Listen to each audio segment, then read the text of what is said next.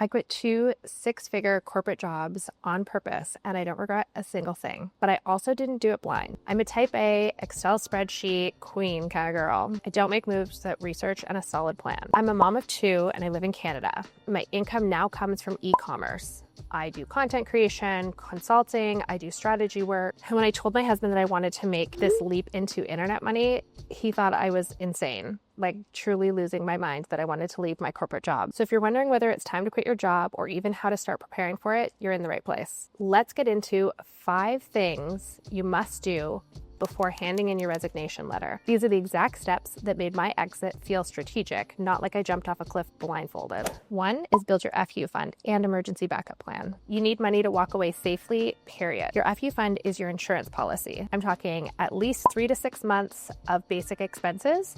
So your rent or your mortgage, your groceries, daycare, your bills.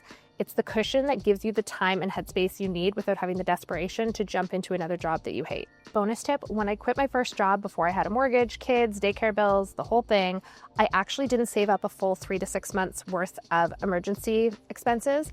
What I did was I accessed a line of credit. So while I still had my corporate job, my 6-figure job, I had great credit, all of the things, and a steady income, I went to the bank and said, I need to access a $20,000 line of credit. I never used it. I would pull $100 out, put $100 back in just to keep that credit score high. Do that at your own risk. Ask for your own financial advice from your financial advisor. But I had the line of credit and I had it available to me while I was in a good financial position. So I didn't have to worry about being so desperate that I needed it after I quit my job and then I couldn't access it. So I would say get that line of credit if you're able to. Even if you don't use it at all, you've got it as a backup plan. Number 2, you need to max out every last corporate benefit that you have available to you with no shame and no guilt. This is your money. It's part of your benefits package.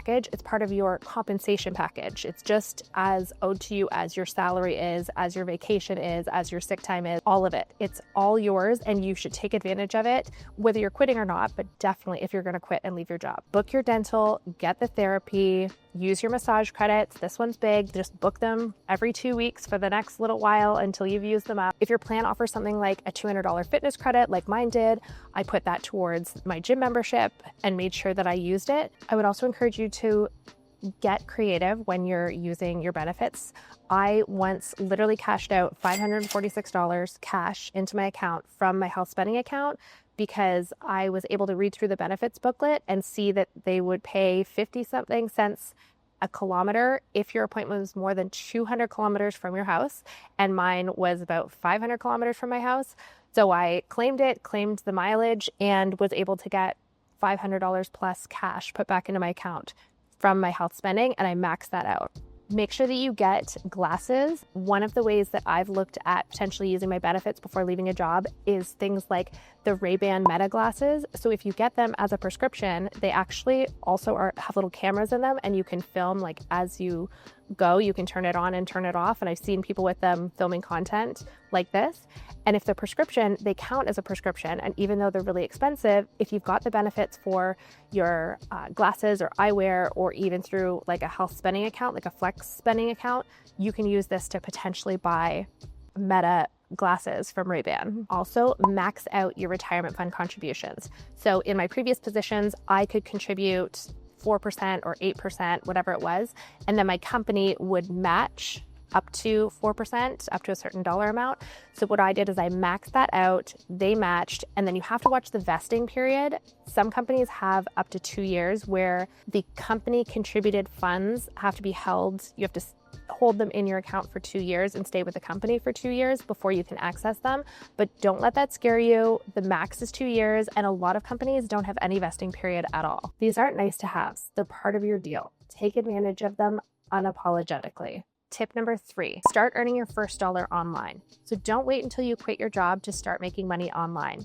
For me, my first dollar came from editing a document from somebody that I met on Instagram. And I literally DM'd them and offered to do it. And they said, how much can I pay you? And I wasn't even going to be paid. So editing can be a way to earn money. I then moved into event management, got paid for that. Then I moved into Amazon and selling on Amazon and some consulting, now operations. You just need to earn $1 to unlock a whole new level of belief. Your first investment also doesn't need to be hundreds or thousands of dollars. It can literally be a few hours of your time during the week if that's what you have available to you. And if your employment contract says that you're not allowed to have another job or another stream of income, ignore it. As long as you're not directly competing with the company you're working for and stealing their clients, you're going to be fine. Proof of concept changes everything. Start now, even if it's messy. Tip number 4, build a circle of people doing the thing you want to do. You can't build a new life in the same environment that convinced you that your old one was the only option. Find people who've already done what you want to do. Create a secret Instagram account. It doesn't have to be awkward. You can DM people. You can join a co-working space in your town. You need proximity to possibility. Being around people who have already left their corporate job makes it easier to believe that you can do it too. You're not weird for wanting more. You're just early. And my tip number 5 for things you need to do before you leave your corporate job is have the right conversations. My husband and I made a deal that I would test drive my business while I was on maternity leave to see if it actually had legs. Then when I returned to my corporate job, I returned at 80% so that I could spend 1 day a week working on my business. It wasn't always smooth, but it was a compromise. And as our couples therapist says, nobody likes it, but compromise is key. Tell your partner, talk to your support system, but you don't need to explain yourself to Karen from accounting. This isn't for everyone, it's for you. I didn't leave my job because I hated it.